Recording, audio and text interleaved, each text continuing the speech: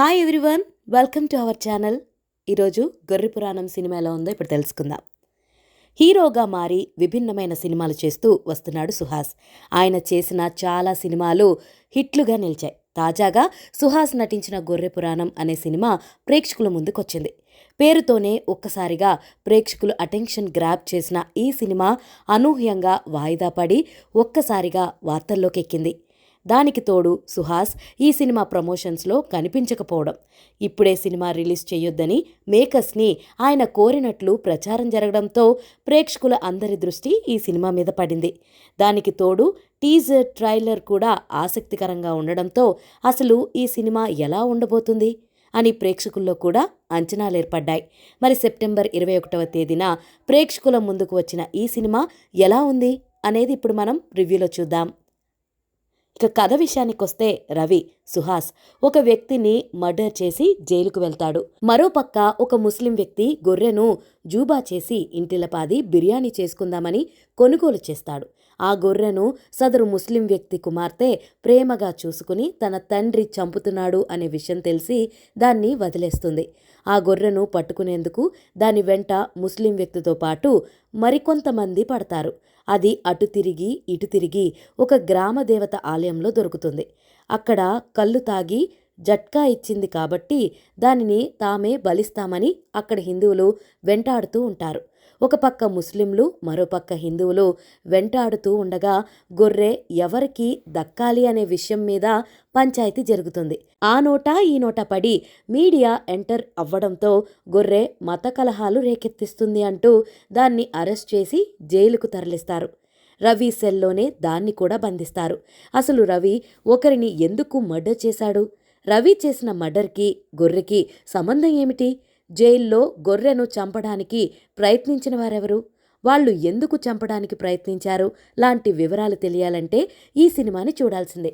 ఇక సినిమా విశ్లేషణ గురించి చూస్తే, రాజమౌళి ఈగతో సినిమా చేశాడు, నేను గొర్రెతో చేస్తే చూడరా అన్నట్లుగానే ఈ సినిమాలో గొర్రెను కూడా ఒక పాత్రగా పెట్టినట్లు అనిపిస్తుంది.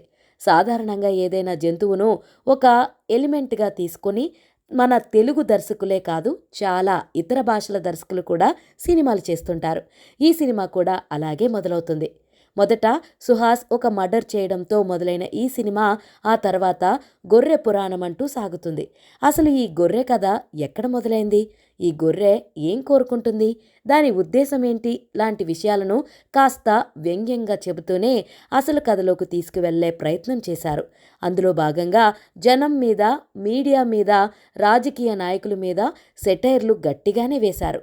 ఎలాంటి విషయాన్నైనా జనం గొర్రెల్లాగా ఒకరి మాట విని ఫాలో అయిపోవడం, మీడియాలో ఒక సెన్సేషనల్ న్యూస్ని సైడ్ లైన్ చేయడానికి మరో సెన్సేషనల్ న్యూస్ తెర మీదకు తీసుకురావడం, రాజకీయ నాయకులు తాము అనుకున్న వారి కోసం ఎంత దూరం వెళ్తారు లాంటి విషయాలను రియాలిటీకి దగ్గరగా చూపించడంలో సక్సెస్ అయ్యారు.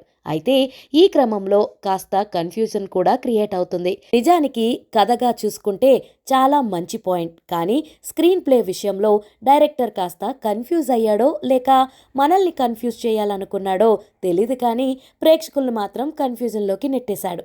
అయితే మీడియా మీద, సగటు సమాజం మీద వేసిన సెటైర్లు మాత్రం నవ్వించేలా ఉన్నాయి.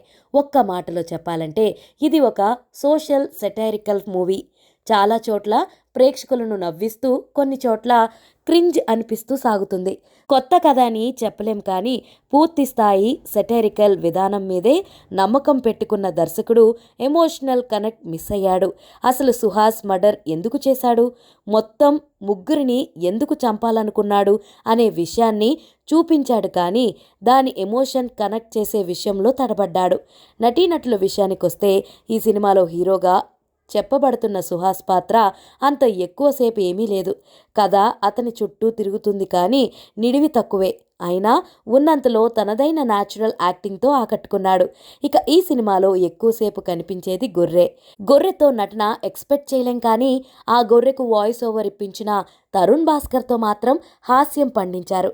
ఇక మరో గొర్రెకు గెటప్ సీను గాత్రం దానం చేయడం గమనార్హం. మిగతా పాత్రల్లో కనిపించిన కమీడియన్ రఘు, జెన్నీ వంటి వాళ్ళు పాత్రలకు కూడా నిడివి తక్కువే, కానీ ఉన్నంతలో తమ అనుభవాన్ని చూపించారు. ఇక ఈ సినిమా టెక్నికల్ టీం విషయానికి వస్తే డైలాగ్స్ ప్రేక్షకులను నవ్విస్తూనే ఆలోచింపజేసేలా రాసుకున్నారు. సోషల్ సెటైరికల్ సినిమాలు ప్రేక్షకులను ఒక పక్కన నవ్విస్తూనే మరోపక్క ఆలోచింపజేసేలా ఉంటాయనడంలో సందేహం లేదు. ఈ సినిమాని కూడా అలా తీర్చిదిద్దడంలో దర్శకుడు సఫలమయ్యాడు. ఇక సినిమాటోగ్రఫీ కూడా సినిమా మూడ్ క్యారీ చేయడంలో తన వంతు పాత్ర పోషించిందని చెప్పవచ్చు. బ్యాక్గ్రౌండ్ స్కోర్ సినిమాకి తగ్గట్టుగా సెట్ అయింది. సినిమా నిడివి కూడా సినిమాకి ఒక ప్లస్ పాయింట్గా చెప్పొచ్చు. నిర్మాణ విలువలు సినిమాకి తగ్గట్లుగా ఉన్నాయి.